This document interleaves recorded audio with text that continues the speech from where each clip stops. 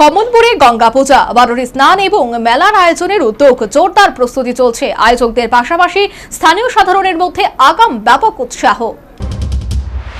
স্কন্ধপুরাণ মতে চৈত্র মাসের কৃষ্ণ ত্রয়োদশী তিথিতে শতভিসা নক্ষত্র যোগ হলে সেই তিথি বারুণী নামে পরিচিত।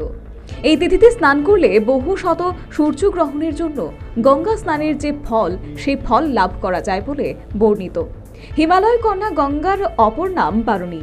বারুণী স্নান এক্ষেত্রে গঙ্গা স্নানের প্রতিরূপ।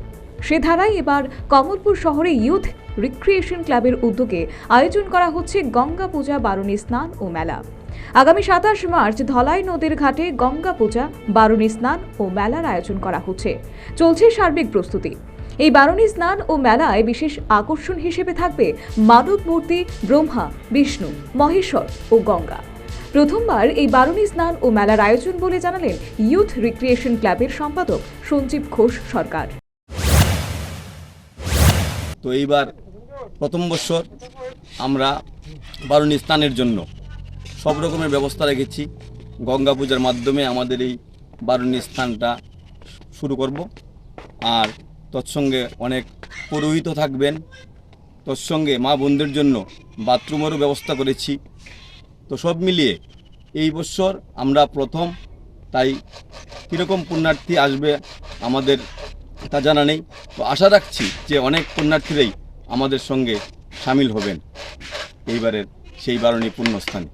কি কি কর্মসূচি আছে আপনাদের এই মেলায়? আমাদের মেলাতে কর্মসূচি, আমাদের একটা বিশেষ আকর্ষণ, 4খানা মানব মূর্তি থাকবে, ব্রহ্মা, বিষ্ণু, মহেশ্বর ও মা গঙ্গা। তাছাড়া গঙ্গা পূজারও আয়োজন করেছি। তোর সঙ্গে প্রসাদেরও ব্যবস্থা করেছি। তোর সঙ্গে ছোটোখাটো একটা মেলারও ব্যবস্থা করেছি। সর্বোপরি কমলপুর শহরে রিক্রিয়েশন ক্লাবের উদ্যোগে আগামী 27 মার্চ ধলাই নদীর ঘাটে গঙ্গা পূজা, বারুণী স্নান ও মেলার আয়োজনের উদ্যোগ। চলছে জোরদার প্রস্তুতি। আয়োজকদের পাশাপাশি স্থানীয় সাধারণের মধ্যে আগাম উৎসবের বাতাবরণ। Bureau report, news vanguard.